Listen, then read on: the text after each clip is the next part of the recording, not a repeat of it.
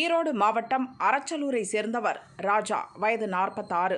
இவரது மனைவி ஜானகி, வயது 40. அரச்சலூரில் உள்ள அரசு ஆரம்ப சுகாதார நிலையத்தில் ஜானகி செவிலியராக பணிபுரிந்து வந்தார்.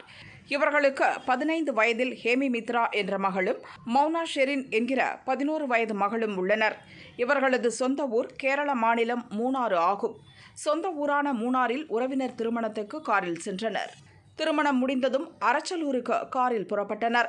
இன்று காலை 9:30 மணிக்கு திருப்பூர் மாவட்டம் காங்கேயம் நத்தக்காடையூர் அருகே கார் வந்தபோது திடீரென கட்டுப்பாட்டை இழந்து ஓடி மரத்தில் மோதியது. இதில் காரில் இருந்த 4 பேரும் படுகாயமடைந்தனர். போலீசார் வந்து படுகாயமடைந்த 4 பேரையும் மீட்டு மருத்துவமனைக்கு கொண்டு சென்றனர். வழியில் ராஜா, ஜானகி, ஹேமி மித்ரா இறந்தனர். இளைய மகள் மௌனா ஷெரின் பலத்த காயத்துடன் மருத்துவமனையில் அட்மிட் செய்யப்பட்டுள்ளார். அவருக்கு தீவிர சிகிச்சை அளிக்கப்படுகிறது. விபத்துக்குள்ளான காரில் இருந்து நகை பெட்டிகளில் சில நகைகள் இருந்தன. அவற்றை கைப்பற்றிய போலீசார் விசாரணை நடத்தினர். அரச்சலூர் ஹாஸ்பிட்டலுக்கு காலை 9 மணிக்கு ஜானகி வேலைக்கு செல்ல வேண்டும் என்பதற்காக அதிகாலை 3 மணிக்கு மூணாறிலிருந்து காரில் கிளம்பியுள்ளனர்.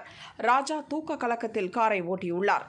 சில நொடிகள் அவர் கண் அசந்ததால் கார் தாறுமாறாக ஓடி மரத்தில் மோதியுள்ளது என போலீஸ் தரப்பில் கூறப்படுகிறது. நள்ளிரவு, அதிகாலை நேரங்களில் பயணத்தை தவிர்ப்பது நல்லது என போலீசார் வேண்டுகோள் விடுக்கின்றனர்.